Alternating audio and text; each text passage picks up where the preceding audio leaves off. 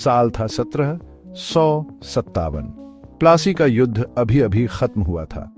दूर देश से आई एक trading company British east India company को जीत का स्वाद मिल गया था। किसी को नहीं पता था कि ये उनके भारत पर राज करने की शुरुआत है। कंपनी पैसों के भूखी अपना कंट्रोल दिखाने लगी। उन्हें लोगों या उस जमीन की कोई परवाह नहीं थी जिस पर अब वो राज कर रहे थे।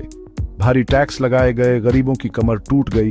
किसान जो भारत की रीढ़ थे, उन्हें नील जैसी कैश क्रॉप्स उगाने पर मजबूर किया गया, जिससे उनके पास खाने को कम बचा। कपड़े जैसी ट्रेडिशनल इंडस्ट्रीज को बर्बाद कर दिया गया। इंडियन आर्टिजन्स बेरोजगार हो गए, उनकी स्किल्स बेकार हो गई। ब्रिटिशर्स ने मार्केट में सस्ते मशीन से बने सामान भर दिए, जिससे इंडियन इकोनॉमी और कमजोर हो गई।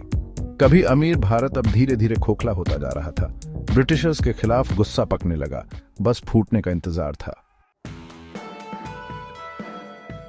फकीर, जिन्हें अक्सर घूमते हुए साधुओं के रूप में देखा जाता था, वो सिर्फ साधु नहीं थे, वो लोगों से जुड़े हुए थे, उनके सुख दुख में शामिल होते थे। फकीरों ने ब्रिटिशर्स के जुल्म को अपनी आंखों से देखा। असहनीय टैक्स, रोजगार का नुकसान, उनके धर्म और संस्कृति का अपमान, इन सब ने उनके गुस्से को और भड़काया। उन्हें समझ आ गया कि ब्रिटिशर्स सिर्फ व्यापारी नहीं बल्कि आक्रमणकारी थे, जो उनकी जमीन और लोगों को गुलाम बनाना चाहते थे। मजनू शाह और मूसा शाह जैसे करिश्माई नेताओं के नेतृत्व में फकीर संगठित होने लगे। वे गांव-गांव घूमकर लोगों को विद्रोह का संदेश देते थे। उन्होंने लोगों से अत्याचारी ब्रिटिश राज के खिलाफ उठ खड़े होने का आह्वान किया। फकीर विद्रोह सिर्फ आर्थिक या राजनैतिक आजादी की लड़ाई नहीं थी, ये अपनी जीवन शैली, अपनी संस्कृति और अपनी पहचान को बचाने की जंग थी। फकीर विद्रोह में ऐसे बहादुर नेता थे जिन्होंने विरोध की चिंगारी जलाई।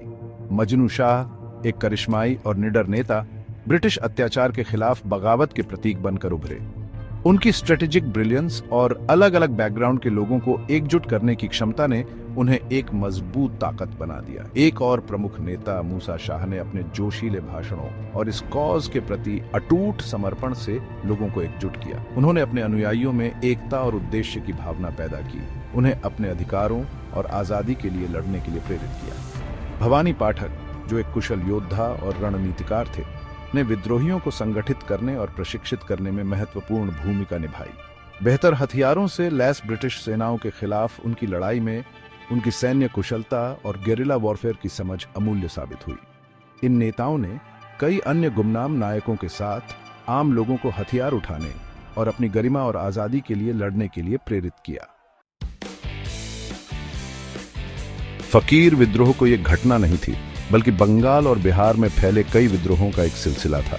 सबसे पहले विद्रोहों में से एक 1763 में हुआ, जब मजनू शाह ने मुर्शिदाबाद में अंग्रेजों के खिलाफ फकीरों और किसानों की एक विशाल सेना का नेतृत्व किया।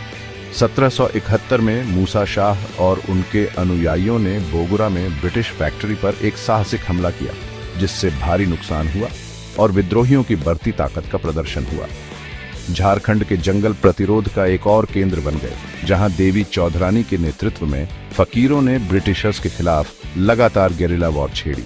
अपनी स्ट्रेटेजिक ब्रिलियंस और अटूट भावना से चिह्नित इन विद्रोहों ने बंगाल और बिहार में ब्रिटिश शासन की नींव हिला दी।